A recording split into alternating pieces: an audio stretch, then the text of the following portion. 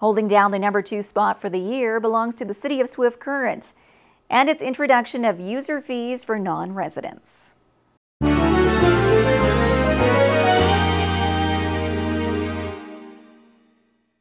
City and RM of Swift Current councils have debated the issue of non-resident recreation fees privately and publicly within their respective chambers over the past several months.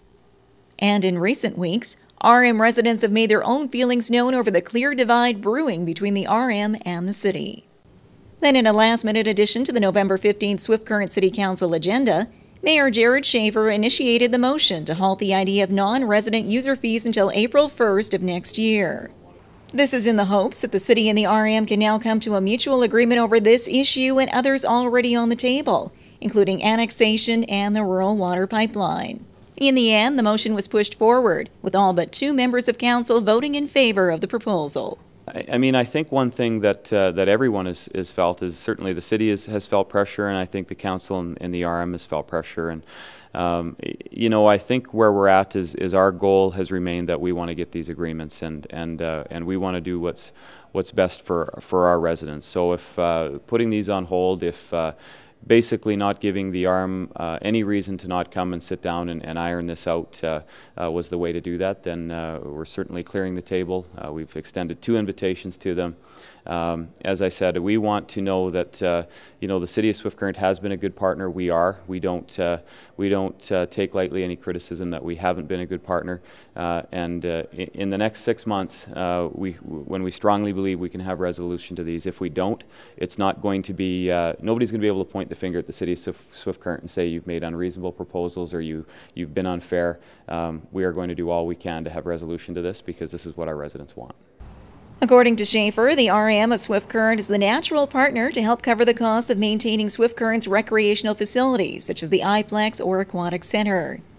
As this particular RM is the largest surrounding population base, and many of its own residents already use facilities within the city. Ball is squarely in the court of the RM of Swift Current. They've suggested that if the user fees were gone or put on hold, that they would be at the table. They're on hold. Nobody will be paying those fees, and if we get an agreement with the RM of Swift Current, everyone gets their money back. So I don't know what more incentive the individuals on that municipality need to come to the table. Southwest TV News contacted the RM of Swift Current for their comments on this latest development. Deputy Reeve John Wright noted the RM is not interested in making negotiations through the media, but he did offer this comment on the user fees. I think it's actually wonderful that they've rescinded the fees until April. I know the RM Council of Swift Current, we definitely want to negotiate, and this just really opens the door that enables us to negotiate. I'm sure with the rest of the other RMs around the surrounding area that they're quite happy to see this also because it did affect them too. The city's plans to push forward on annexation were also made obvious at Monday's council meeting. With a 12-month waiting period as outlined by the province of Saskatchewan set to expire in December, the City of Swift Current is preparing to apply for its 3rd application for annexation. According to the city, the goal remains the same. However, the only difference this time around is the city is now prepared to offer the RM of Swift Current $2.4 million in one lump sum up front.